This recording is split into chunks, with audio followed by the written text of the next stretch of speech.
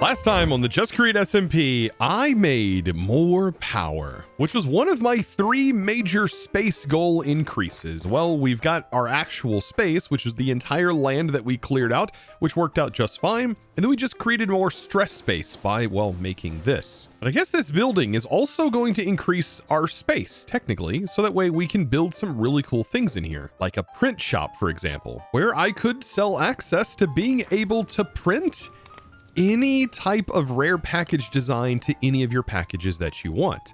But on top of this, I also want to turn this into a auto dyeing facility. So that way we can dye, wash, do all kinds of different stuff, and we can do it all in a simple single area, which I think would be really nice. And when I mean dyeing, I mean having the ability to throw items in and it be turned into that particular color, similar to how we're washing our slime, for example. This building will actually house like all the colors. And it might be really cool to be able to identify all of the different color values, maybe with a redstone signal, and then give ourselves a key, because we do have 0 redstone signal up to level 15.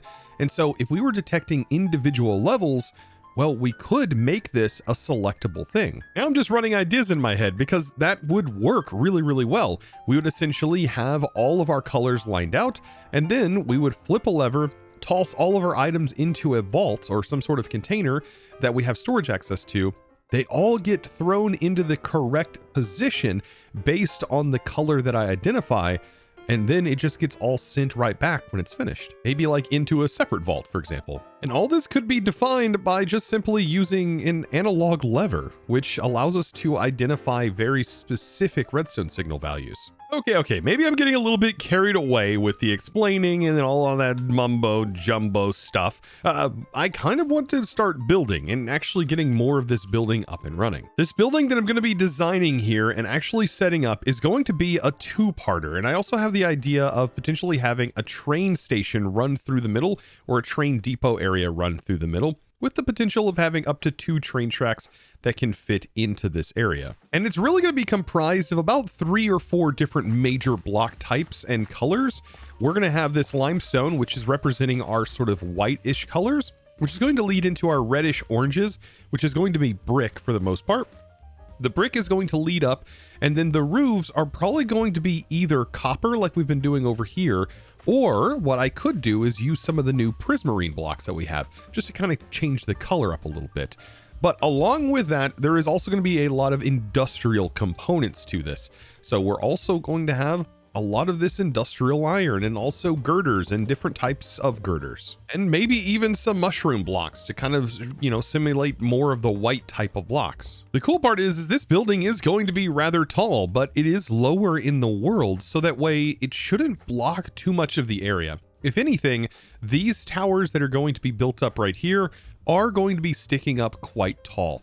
And honestly, it'll probably be taller than I can currently fly. So you know what? I guess enough explaining. We should probably jump into the time lapse, where I'm going to be live streaming all of this process, and I'm going to be building all of this up. At least the skeleton, that is. So you know what? Without further ado, roll that time lapse.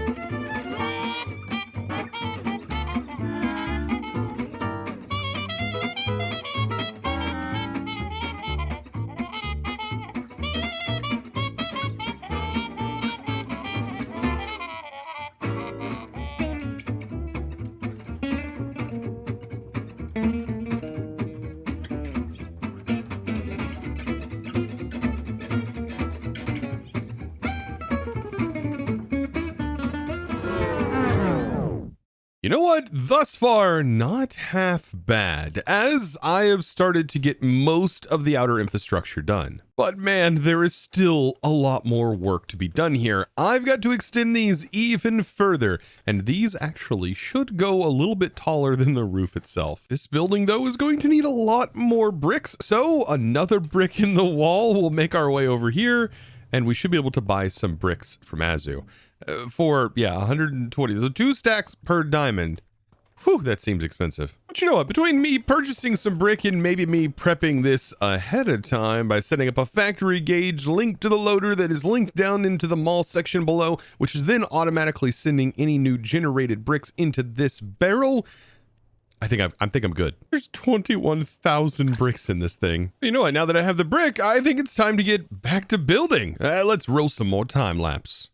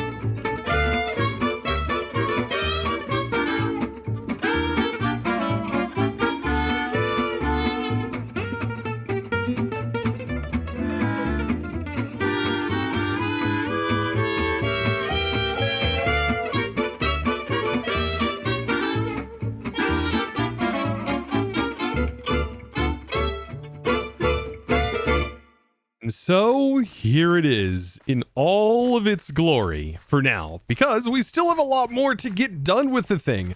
Oh man, one of my favorite decoration pieces that is going to go on this is actually going to involve a lot of create. First, we're going to have to do quite a bit of math in order to get something that goes at an angle here. And to be able to know how long the thing actually needs to be in the first place, well, we're going to have to calculate the hypotenuse. Yes, that old geometry thing that you've probably forgotten and probably stuffed away deep inside of your memory bank. But yeah, the whole a squared plus b squared equals c squared. Yep, that number. So I'm going to need to find my a and b, which is going to be my width and also the height that I want to go. So the math for that is going to go like this. I have 40 blocks long here and I have 30 blocks long here, which is going to be the angle at which this is going to go from. Now, to be able to get the calculations, I take the width and the height. Both of those numbers need to be squared. So we get our width, which is the 40, that'll end up being 1600 blocks, or 1600. And then we have our height, which is 30, which is squared is going to be 900. We need to take both of those numbers and add them together. When we do that, we'll get our combined total, which will be what equals c squared, which is going to be 2,500. And then we need to find the square root of 2,500 to be able to find out the exact number in blocks. That equates to 50 blocks long. So essentially, we're going to need something that is at least 50 blocks long, I would say, to be able to make this gap. Now, before I get to building this thing, I should invite Dio over and see what he thinks of the massive build. Hello. We might want to go the other way. Okay. Yep. Let's go this way. If you can fly around. Just give me. All right. Here it is. You gotta kind of turn into the plot of land from over here. This way. Oh my. That looks epic. Yeah, it's insane. not done yet. Ignore the pimples on the side. That was me finding the hypotenuse, so I can build the things that are going to go in between. Wow. Okay, that is. I mean, that's incredible already. And this is my new power engine. But the thing, the smokestacks. Yeah, the interesting part with the smokestacks, right? This is going to be a dye-related facility. Dyes, printing, cool. So RGB. Oh yeah. Gotta have the RGB colors up there. This is insane. Like, and I just want to confirm again. You do nothing beforehand. No, I have a reference image of like a technical drawing. Yeah, and then you just go from there. Yep. That is mad insane. This is the problem though. When I'm told, why don't you build your structure before putting the factory in? This is why. This is why I normally don't do that, because this happens. Thank goodness I didn't build it on a mountain. I wouldn't have had enough build height. But I mean, it looks bigger than the mall. Oh, it is bigger than the mall. A lot. By the way, my bag was filled with over 21,000 brick. I have 7,000 brick left. And that didn't count the bottom brick section. That was just with those pillars being about 1/4 of the way up, and then going up from there. So that there's probably over 20,000 brick blocks in this. I'm stunned. It looks so good. Like, I honestly love coming over here every time, because I saw that video, this building in a video, and then I saw it in person, and I was like, oh yeah, it's so much better. Oh yeah, it was great. But seeing these in person, they're fantastic. I'm curious to see it with shaders on. It might break my PC. Don't look at the mall with shaders. Your PC will die. Yeah. All right. Well, I'm gonna get to figuring this out. Thank you for taking a look. Thank you for inviting me, and then I'll check it tomorrow night. Right. Bye. Okay. Cheers, man. Bye.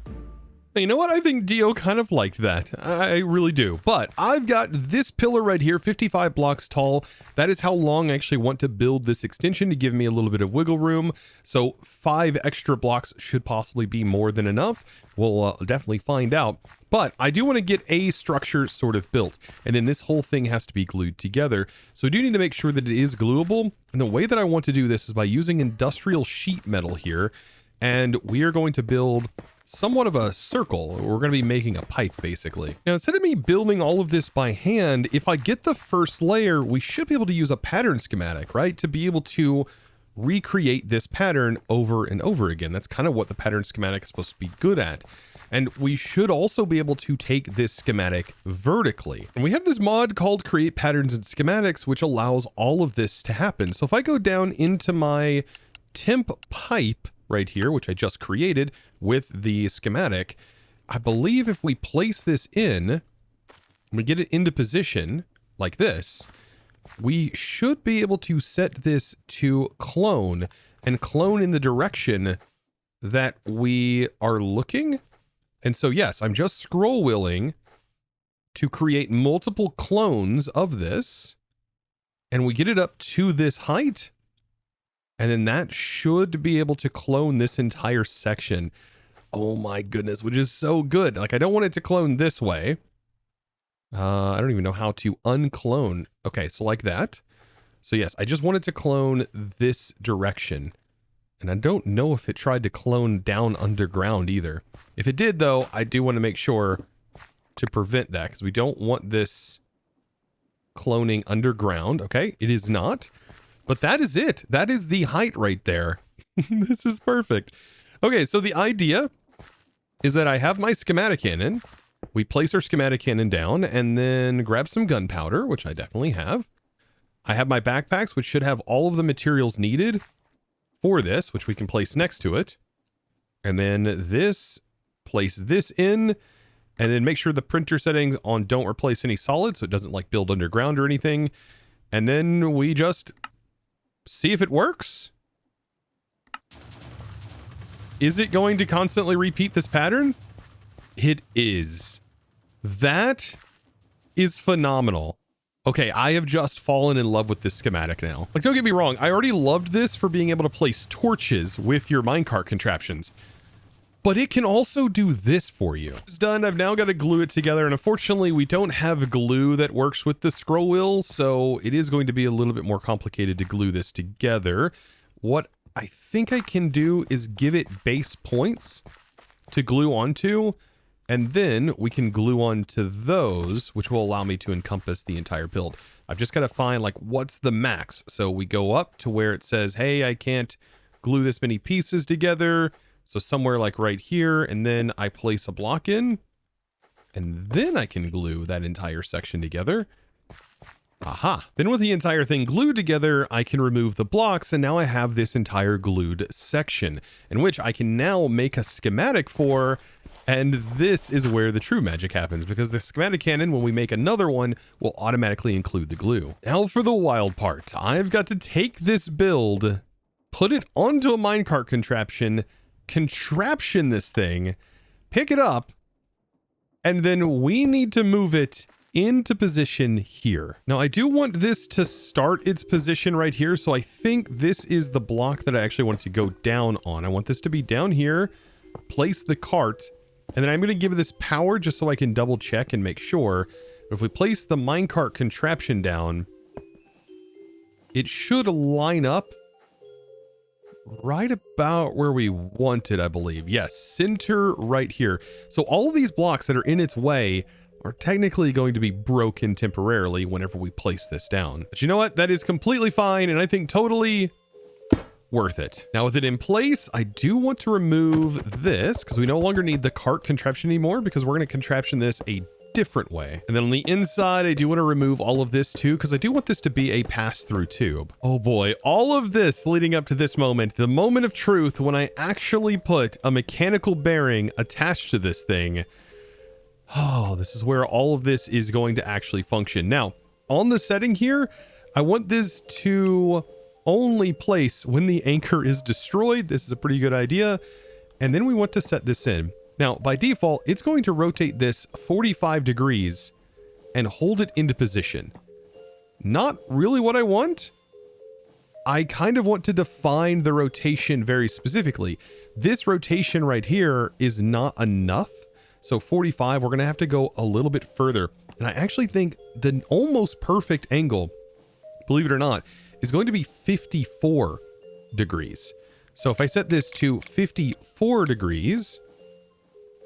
and we turn this, that is almost the perfect angle to reach that hypotenuse that we ended up setting up earlier. And so we have some of our structures sort of clean up because we'll have this sort of clipping that's happening, but that angle is basically perfect. And you know what? I went a stretch further. I went 56 degrees, and this seems to be almost perfectly 45'd against the blocks. Which, yeah, that is literally perfect. So with the other one in, I've started to clear out some of the blocks, which I'm going to have to fill back in. But now that I have like this rough outline, it makes it a little bit easier for all of the other ones.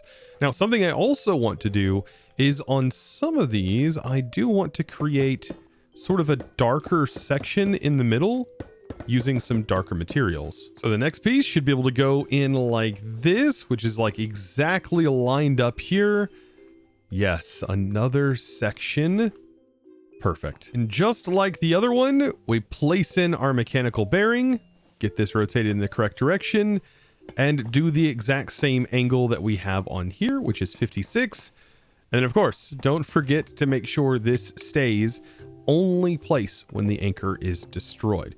So 56 degrees, give or take, Perfect.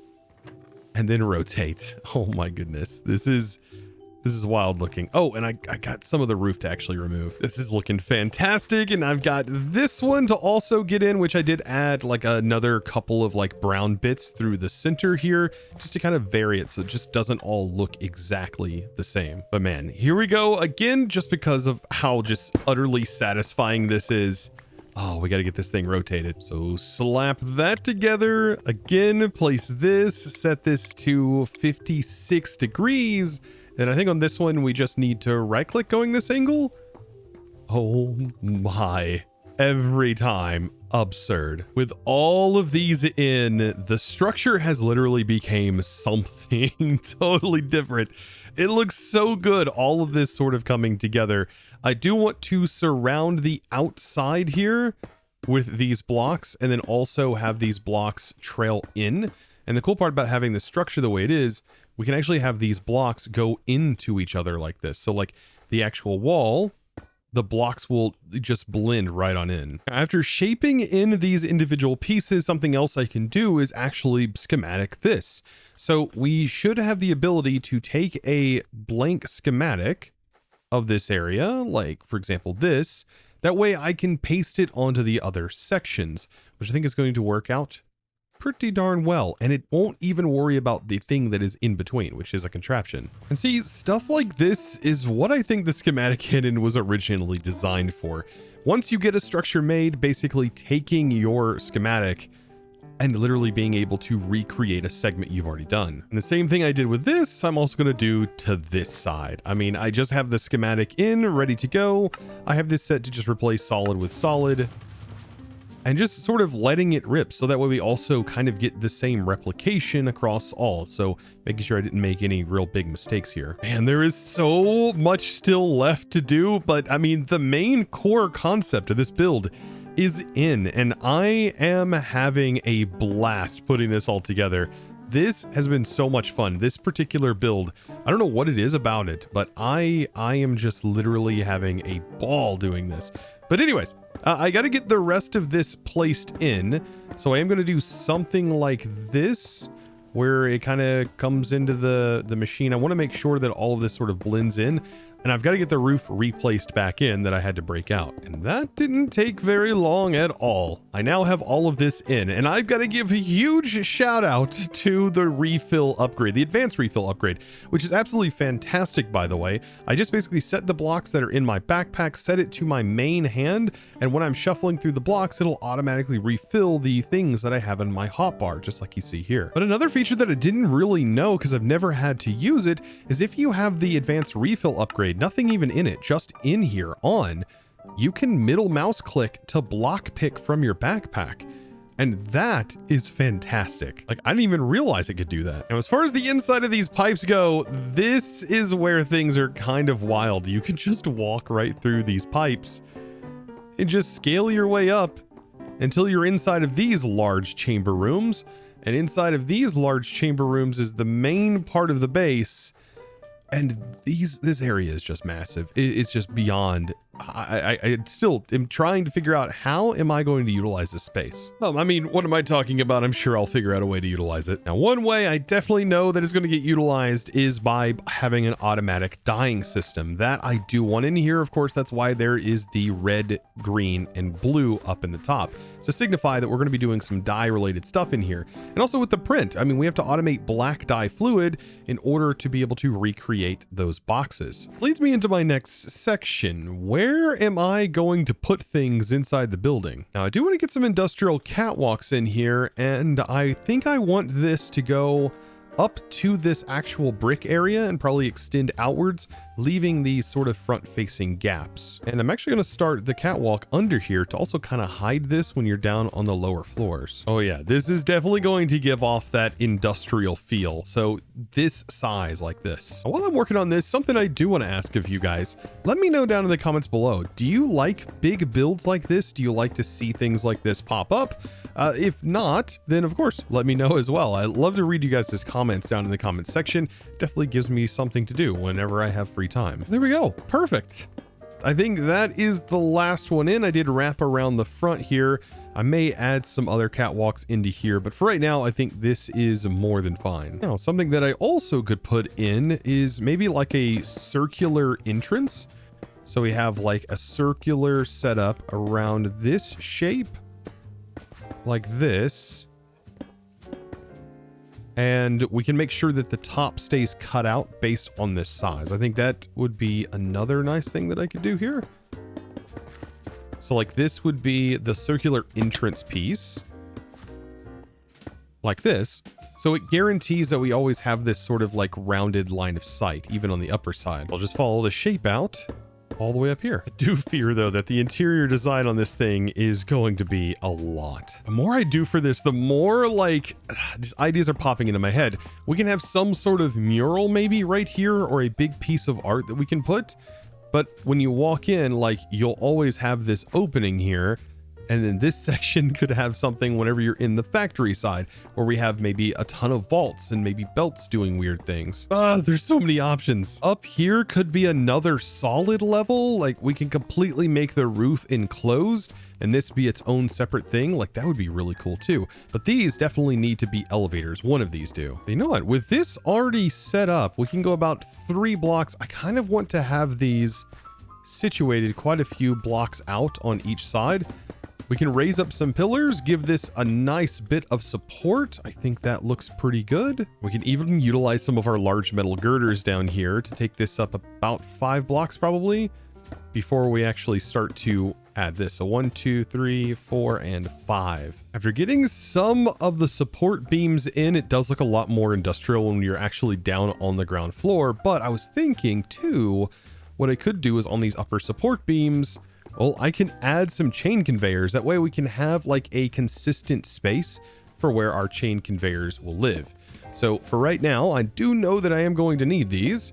So I'm going to place some right here, and then I want to try and get access to one right here, which is going to tap into this chain conveyor, which the goal is to eventually get our pump chain conveyor that's down here to not be clipping through the wall and to be somewhere different. But we are going to have to get the interior set up first, because if I disconnect this, all of my stress is gone, which would not be good. I do need to make sure that I keep that going. But with that chain connected, we can connect all of these. And so this will at least give us a base, so that way we can connect our chains up, and then I can maybe have a chain elevator that maybe runs down into this section, which I think would work out really nicely. I tell you, this was another episode that I definitely bit off more than I can chew. I thought I was going to be able to get this entire building up and running and also create the dye farm. Yeah, I am definitely losing it, thinking that I'm able to get this all done in such a short period of time. But the build basically done, and I think that is a huge milestone in itself. Of course, please leave your suggestions down in the comments below if there's any cool things that you think I might be able to do to this, because I love reading those, and like I said, I love trying to implement some of them. Sometimes you guys have some really amazing ideas, and so I do appreciate all of the comments that you've left thus far throughout the entire series, and I do appreciate all of you guys watching. Speaking of that, if you want to watch more and you don't want to miss the next episode, be sure to click that subscribe button if you haven't already, and also give this video, guys, a huge thumbs up. But now, without further ado, I think it's time for me to thank the amazing supporter of today's episode. And that huge thanks, well, that's going to go out to Vincent. Thank you so much for your amazing support and choosing to support me over on the Discord by becoming a Discord premium member and supporting my content in one of the best ways possible. But with that, I hope you enjoyed today's episode, and I look forward to seeing you all in the next one. And as always, thanks for watching.